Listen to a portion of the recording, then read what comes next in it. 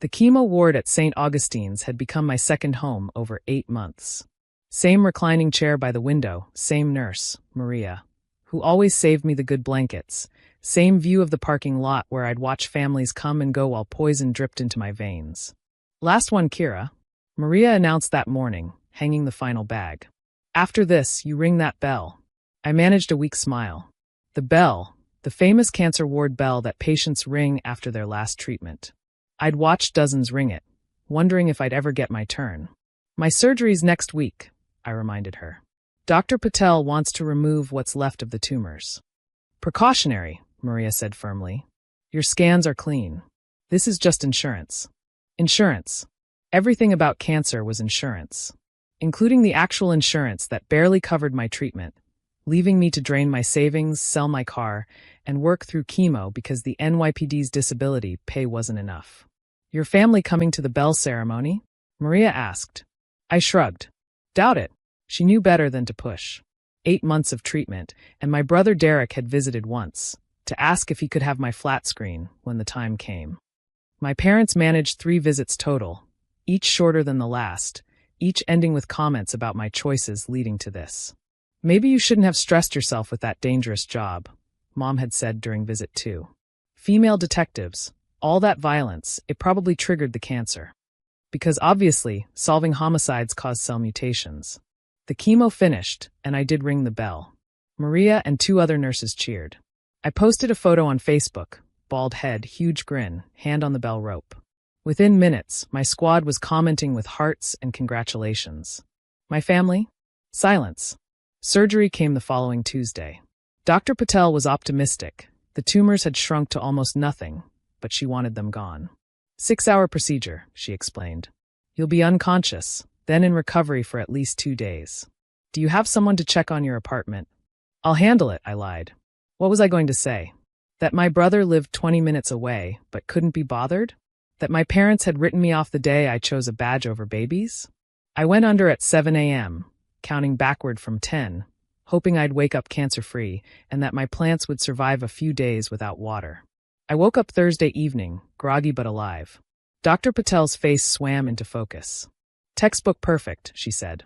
We got everything. With your clear scans and this surgery, I'm officially calling you cancer-free. Cancer-free. 2 words I dreamed about for 8 months. There's a detective here to see you, the nurse mentioned. Says it's urgent. My heart sank.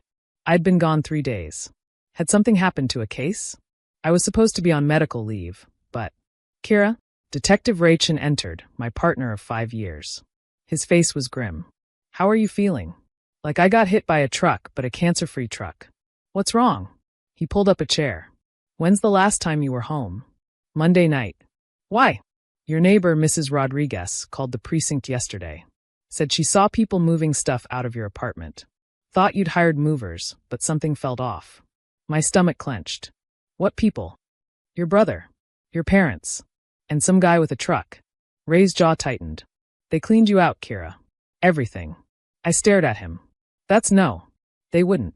He pulled out his phone, showing me photos. My apartment empty. Not just empty, stripped. Furniture, electronics, my grandmother's china, my father's police memorabilia from before he retired, even my clothes. Mrs. Rodriguez got worried when they were laughing about it. She recorded them through her door camera. He hit play. Derek's voice clear as day. We sold her junk. She's probably dead anyway. Stage for cancer? She won't need it. The buyer's uncomfortable response. You sure she's okay with this? My mother. She's in surgery. Probably won't even wake up. These medical bills aren't going to pay themselves. But if she does wake up. If she wakes up, Derek laughed. She'll thank us for handling her affairs. Hey, check out this laptop. Pretty new. I'll throw it in for an extra 100. My work laptop. With active case files. They sold my work laptop? That's grand theft and potentially tampering with evidence, Ray said. Kira, I'm so sorry, but... File the report, I said quietly. Are you sure? They're your family. Family doesn't rob you while you're fighting for your life. Friday morning, against medical advice, I checked myself out. Ray drove me home, or what was left of it. The apartment looked like a crime scene, which technically it was. CSU had already been through, dusting for prints, documenting everything. They'd even taken my bed. I'd been sleeping on a hospital gurney while my family stole the bed I'd bought with my first detective's bonus. We tracked down the buyer, Ray explained. Guy named Mitchell. Runs an estate sale business. He's cooperating fully. Said they told him you were terminal and had asked them to sell everything. How much did they get? $12,000 cash. $12,000 for a life's worth of belongings. My grandmother's ring alone was worth more than that. Where's Chief Jackson? I asked. Our precinct chief was old school, believed in taking care of his own. On his way. And Kira? He's pissed. I sat on the floor where my couch used to be, still in my hospital discharge clothes. The surgical incisions pulled with every movement. Cancer-free but homeless in my own home. My phone buzzed. Derek. Hey sis. Heard surgery went well. Mom says dinner Sunday. Like nothing happened. Like they hadn't just robbed me blind. Another text from Mom. Glad you're okay, sweetie. By the way, we put your bills on autopay from your account, so you don't have to worry. 2 hearts. They accessed my bank account too? Ray nodded grimly. Cleaned out your checking. Tried for savings, but it was locked. A knock on the door interrupted my spiral into rage. Mitchell, the buyer, stood there with 2 young men. Detective Morris? I'm so sorry. When I heard, we've brought everything back. Every single item. Refused to be part of this. For the next hour, they moved my life back in. My couch, my TV, my grandmother's china. Even my succulents, somehow still alive. The laptop? I asked. Right here. He handed it over. Your brother tried to wipe it, but my son's in IT. He stopped him. Thank you. I managed, tears threatening. My wife's a survivor, Mitchell said quietly. 2 years clean. Anyone who robs a cancer patient. That special kind of evil. Your money's in here too. He handed me an envelope. Every penny. They left, and I sat surrounded by my returned possessions, trying to process the violation. My family had waited until I was unconscious, helpless, potentially dying to rob me. My door flew open. Derek stormed in. What the fuck, Kira? You called the cops on us? You robbed me. We were helping. Do you know how much those treatments cost? My treatments. My bills. My problem. You're so selfish. Mom's crying. Dad's talking about disowning you. Disown me? I laughed, actually laughed. You already buried me. Sold my stuff while I was still breathing. We're family. Door slammed open. Nobody move. Chief Jackson filled the doorframe, 6'4" of Irish-American authority.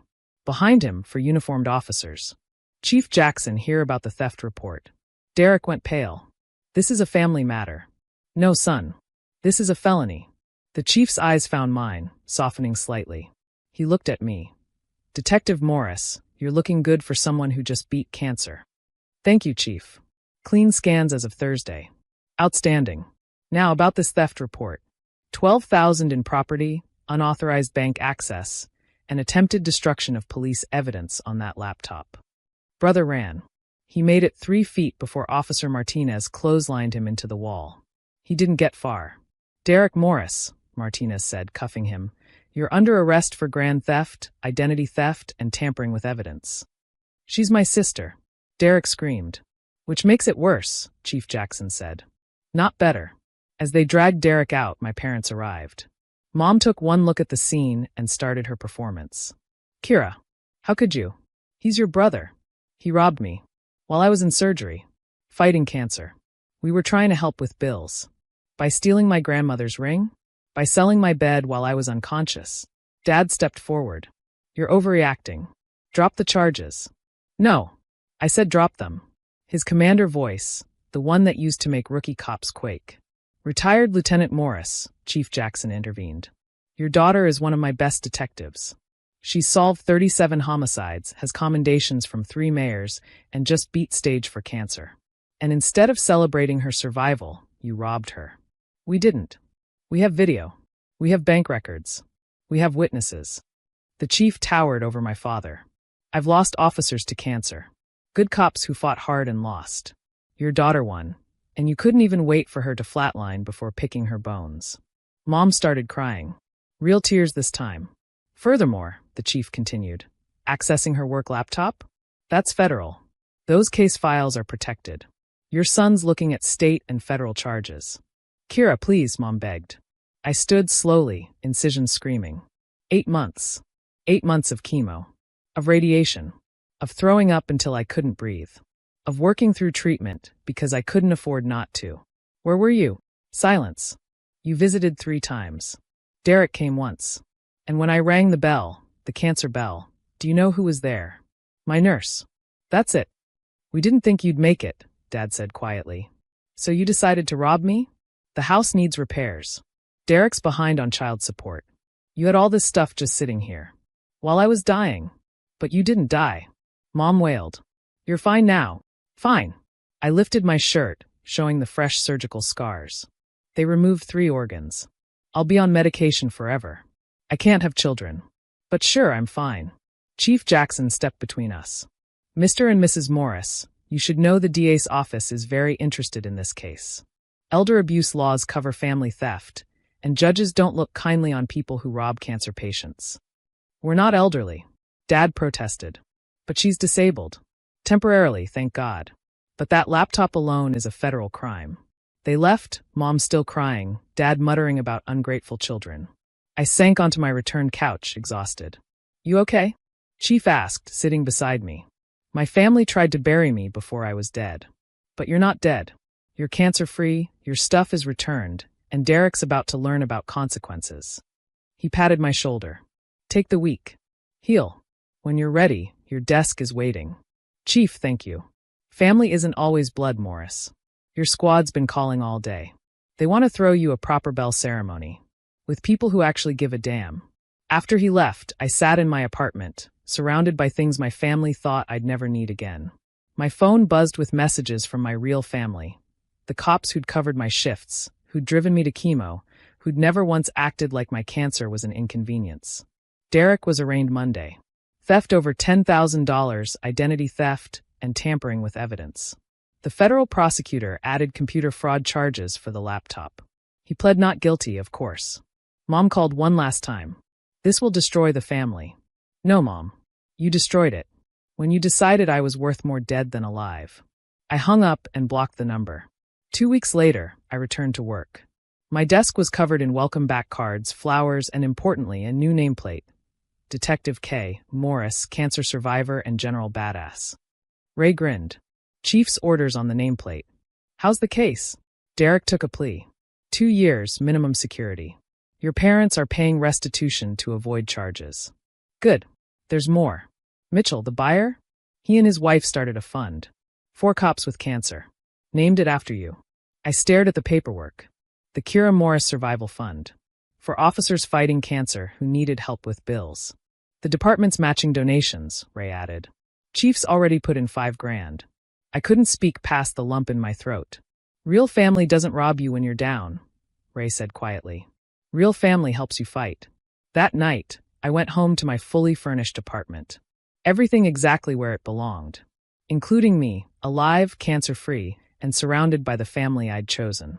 The ones who'd waited for me to ring the bell, not raid my home. The ones who saw my cancer as a battle to support, not an opportunity to exploit. The ones who knew that Detective Morris wasn't done yet. Not by a long shot.